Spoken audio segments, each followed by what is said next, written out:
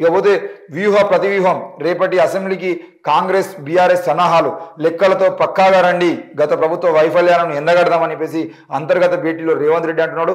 కాంగ్రెస్ కు ధీటుగా సమానం ఇద్దామని చెప్పేసి బీఆర్ఎస్ అంటున్నది. అధ్యయనంలో మునిగిపోయిన కేటీఆర్ హరీష్ రావు ఏం అధ్యయనం చెప్తారు, ఏమని తెలంగాణ ప్రజలకు చెప్పబోతున్నారు? కాళేశ్వరానికి సంబంధించిన విషయంలో కుంగిపోయింది, మరి దాని మీద బహిరంగ చర్చకు సిద్ధమా అనేది చెప్పాలి.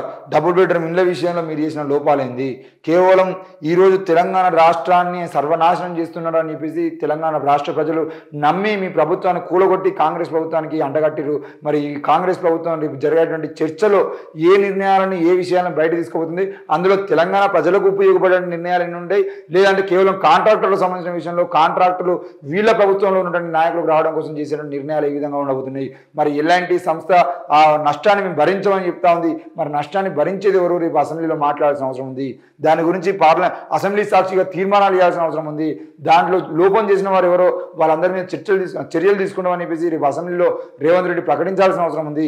కేవలం అదే కాదు, నిరుద్యోగులకు సంబంధించిన విషయంలో కానీ, ఉద్యోగులకు సంబంధించిన విషయంలో కానీ, మొత్తానికైతే మహిళలకు సంబంధించిన విషయంలో కానీ, విద్యార్థులకు సంబంధించిన విషయంలో కానీ, విద్యకు సంబంధించిన వైద్యం సంబంధించిన అన్ని విషయాల మీద ఎన్ని కోట్ల అవినీతి జరిగింది.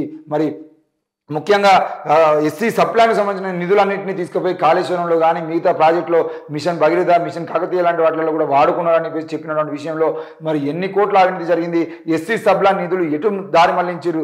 ఎందుకు ఎస్సీ సప్లాన్ నిధులని ఎస్సీల అభివృద్ధి కోసం ఉపయోగించలేదు అనేది కూడా చర్చ చేయాల్సిన అవసరం ఉంది. దానికి బట్టి విక్రమార్క కానీ దామోదర్ రాజనరసింహ కానీ అసెంబ్లీలో చర్చ తీసుకురావాల్సిన అవసరం అయితే ఎంతైనా ఉంది. మరి ఈరోజు ఎస్టీలకు సంబంధించిన విషయంలో, పోడు భూములకు సంబంధించిన విషయంలో బీఆర్ఎస్ ప్రభుత్వం చేసినటువంటి ద్రోహం ఏందో ములుగు ఎమ్మెల్యేగా ఉన్నటువంటి మంత్రి సీతక్క గారు కూడా దాన్ని చర్చకు తీసుకొచ్చి, ఎందుకంటే ఇన్ని రోజుల పాటు దాని మీద చర్చ చేసినటువంటి అవకాశం రాలేదు. మరి చర్చ చేసే అవకాశం అసెంబ్లీ సాక్షిగా వచ్చినప్పుడు వాటన్నిటిని ఎండగట్టి ఈరోజు బీఆర్ఎస్ ప్రభుత్వం చేసినటువంటి దారుణాలన్నింటినీ చెప్పాల్సిన అవసరం అయితే ఎంతైనా ఉంది.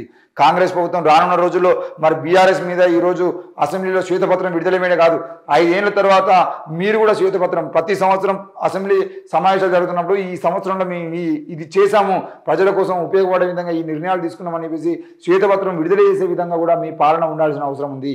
వాళ్ళు ఆ 10 ఏళ్ళు నాశనం చేస్తే ఇంకో 5 ఏళ్ళు మేము నాశనం చేస్తాం విధంగా కాంగ్రెస్ పాలన ఉండాల్సినటువంటి అవసరం లేదు. అట్లా ఉంటే తెలంగాణ ప్రజలు మీకు కూడా బుద్ధి చెప్పేటువంటి అవకాశం కూడా ఉంటుంది. ఏది ఏమైనా శనివారం నాటి శాసనసభ సమావేశం అనుభవంతో ప్రత్యర్థికి ఎంత మాత్రం అవకాశం ఇవ్వకుండా మరింత ధీటుగా ఎదుర్కోవాలని అధికార కాంగ్రెస్ ప్రతిపక్ష బీఆర్ఎస్ భావిస్తున్నాయి. మొన్నటితో పోలిస్తే మరింత ఘాటుగా బదిలిచ్చేందుకు ఆ రెండు పార్టీలు సన్నద్ధమవుతున్నాయి. ఐఏఎస్ ఐపీఎస్ పరీక్షలకు సిద్ధమయ్యే అభ్యర్థుల్లాగానే ఆ రెండు పార్టీల అగ్రనేతలు అధ్యయనాల్లో మునిగి తేలుతున్నారు. రాష్ట్ర ఆర్థిక పరిస్థితి, సాగునీటి పారుదల, వ్యవసాయం తదితర కీలక అంశాలపై పట్టు సంపాదించేందుకు వీలుగా సీఎం రేవంత్ ఇప్పటికే ఆర్బీఐ మాజీ గవర్నర్ని కూడా కలవడం జరిగింది. అది నిన్న మనం చూసినాం. సీఎం రేవంత్ రెడ్డి అంటే మొత్తానికైతే తెలంగాణలో ఎన్ని అప్పులు ఉన్నాయి, ఏ విధంగా ఉన్నాయి, ఏ అప్పులను తీసుకొని దేంట్లో పెట్టిరు, దానివల్ల జరిగిన నష్టం ఏంది అనే విషయాలు అన్నిటి మీద వాళ్ళు చర్చనైతే చేయడం జరిగింది. మరి రేపు అసెంబ్లీ సమావేశాలు అనేవి ఘాటుగా ఉండబోతున్నాయి. మొన్ననే రేవంత్ వర్సెస్ కేటీఆర్ వర్సెస్ రేవంత్ అన్నట్టుగా జరిగినటువంటి సమావేశం రేపు ఏ విధంగా ఉండబోతుంది? మరి మంత్రులందరూ మూకుమ్మడిగా దాడి చేస్తే బీఆర్ఎస్ నాయకులుగా ఉన్నటువంటి హరీష్ రావు కానీ కేటీఆర్ కానీ సమాధానం ఇచ్చే అవకాశం ఉంటుందా? మరి వీళ్ళు క్లియర్గా జరిగినటువంటి లోపాన్ని లెక్కలతో సహా బయట పెట్టే అవకాశం ఉంటుందా? ఏం జరగబోతుంది అనేది ఆసక్తికరంగా ఉంది.